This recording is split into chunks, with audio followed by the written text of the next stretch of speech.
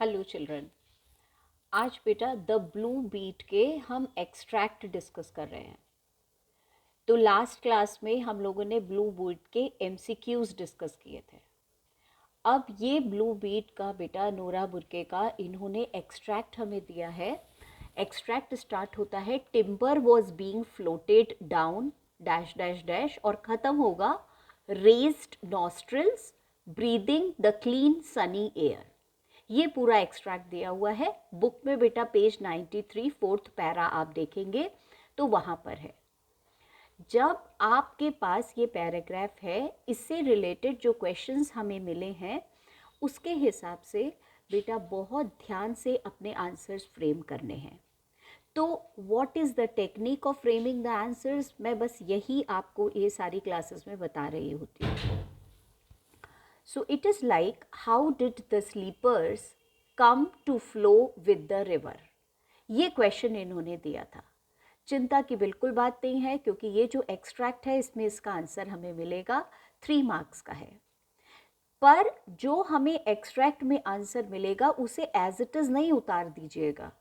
वो बहुत long lines दी हैं, उन्हें डिवाइड करके और बेटा फिर आप लिखिएगा। तो 3 मार्क्स का क्वेश्चन है, 3 वैल्यू पॉइंट्स होंगे। स्लीपर्स कैसे आ जाते हैं रिवर के साथ में? तो आपने फर्स्ट नंबर पे बताया स्लीपर्स का मतलब क्या होता है, फिर आपने बताया फॉरेस्ट से आते हैं और फ्लोट होते हुए आते हैं तो यहाँ आके स्टक हो जाते हैं स्टोन्स के बीच में। कोई आएगा तो उन्हें डिसलॉज करेगा या फिर फ्लड के साथ वो चले जाएंगे। इस क्वेश्चन के लिए चिंता करने की जरूरत नहीं है, you will find everything in the extract. The thing is how you have to present it as it is. Copy नहीं करना उसको, छोटे छोटे बेटा सेंटेंसेस में लिखो। और स्लीपर्स का मतलब हमने अपनी तरफ से ही बता दिया। Sleeper means heavy pieces of wood, they came from forest further up. ऊपर फॉरेस्ट से आते हैं, जो वैल्यू पॉइंट था उसे हाईलाइट कर दिया। Being floated down this great Indian river, they stuck around the stones और फंस जाते हैं until someone came to dislodge them, free करता है कोई आके उन्हें, और until floods jostled them along, या बेटा उन्हें पुश कर देता है। सेकेंड क्वेश्चन इन्होंने जो हमें दिया वो है from where did the crocodile come, why did he come. 2 parts हैं बेटा क्वेश्चन के, इसीलिए 2 अलग अलग हमने पैराज में लिखा है। 3 मार्क्स का क्वेश्चन है। कहाँ से आया ये इस एक्सट्रैक्ट में बिल्कुल भी नहीं मिलेगा, इसीलिए ये वाला क्वेश्चन 2 मार्क्स का है। वाई डिड ही कम वो इस पैराग्राफ में दिया हुआ है, उसे भी हम बेटा एज इट इज़ नहीं अपने सेंटेंसेस में फ्रेम करके लिखेंगे। तो 3 मार्क्स का क्वेश्चन वी कैन राइट 5 और 6 lines for that. Do not do कि आप एक लाइन में आंसर खत्म कर दो। From where did the crocodile come, ये बेटा हमें पहले का याद करना पड़ेगा। जैसे ही चैप्टर शुरू होता है तो ये लाइंस दी हुई हैं। The crocodile came from the deep water, it came out of the black water that was covered with whirlpools. तो वर्लपूल्स आपको पता है circular motion of the water. तो बेटा हमने ये 2 मार्क्स के हिसाब से लिखा, सारी चीज़ें हमने इसमें लिख दी। वाई डिड ही कम, ये तो इसी में दिया है। The crocodile came to rest in the glassy shallows. तो बेटा नॉन डीप वाटर में आया है, चमकता हुआ पानी है इसलिए उसे ग्लासी बोला है। And he was breathing the clean sunny air, he had no need to hide himself. और उसे डरने की भी ज़रूरत नहीं है, छुपने की भी ज़रूरत नहीं है। बेटा came to rest from the deep water, जितने हमारे वैल्यू पॉइंट्स होते हैं उसे हाईलाइट हम कर देते हैं। थर्ड क्वेश्चन इन्होंने दिया, do you think that the crocodile is important to the story और it is just mention to describe the landscape. तो बेटा पहले 3 मार्क्स में हमें 1 मार्क इसका मिल जाएगा जब हम लिखेंगे do you think, yes I think या no I do not think.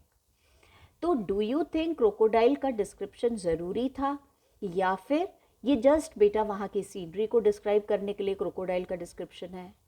तो हमने बोला the crocodile is important to the story, इसलिए the writer Nora Burke is creating the details of how the 12-year-old girl Seebia encountered the crocodile.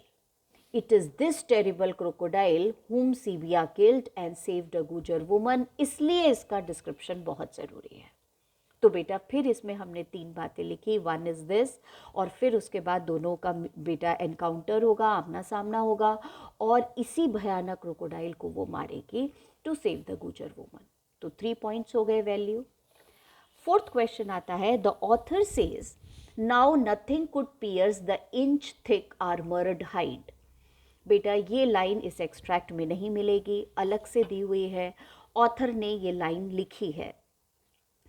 What does she mean by the sentence given? इस line का meaning समझाओ। Now nothing could pierce the inch thick armored hide. और दूसरा, why does she say so? और ऐसा description उसने क्यों दिया है, क्यों कहा है कि बेटा उसका जो है स्किन नहीं भी, कोई भी वेपन नहीं मार सकता उसको। तो आप देखो ये क्वेश्चन 4 मार्क्स का है, 2 marks for this and 2 marks for this, 2 value points for this, 2 value points for this, and we will write down at least 2-3 lines for this and 2-3 lines for this.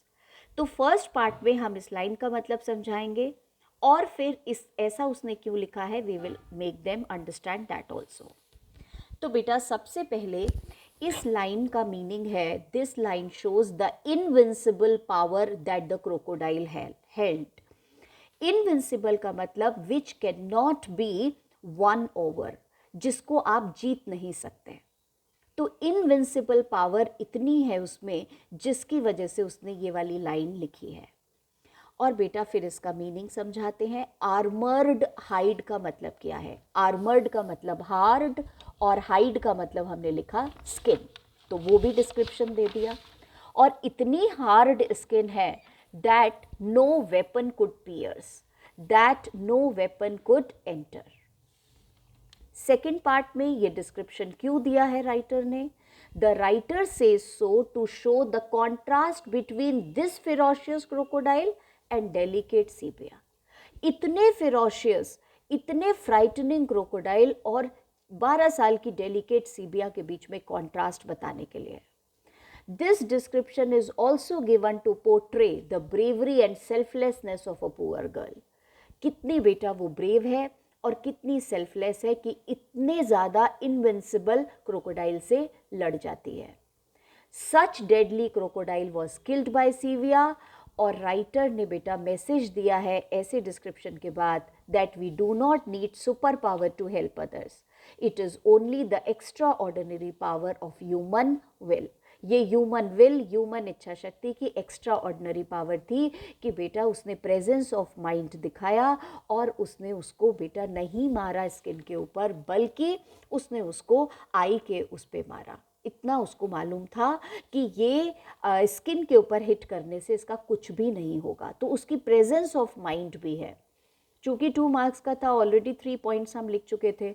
अगर हम चाहते तो ये वाला point भी लिख सकते थे, this line has been written to show that the presence of mind which Seebia had, she knew that crocodile would not be killed by hitting at the skin, that is by she targeted the eye. तो बेटा इतनी सारी बातें थी उसमें से, और फिर भी हमने जो है वो 2 लिखनी होती हैं, मैंने तो फिर भी यहाँ पर 3 लिखती हैं। This is the length of the answers. और चैप्टर को आप पढ़ रहे हो, पढ़ने से ज़्यादा बेटा क्वेश्चंस जो हैं उनको रीड करो, find out the answers and try to write कि आपके आंसर्स कितने लंबे होने चाहिए, कैसे वो वैल्यू पॉइंट्स होने चाहिए, how you have to underline it. Now next class में बेटा हम पोएम का डिस्कशन करेंगे, उसके एमसीक्यूज करेंगे और उसके आंसर्स करेंगे। These lines you can find in the notes बेटा, वो लिखी हुई हैं मैंने। ठीक है, bye, see you in the next class.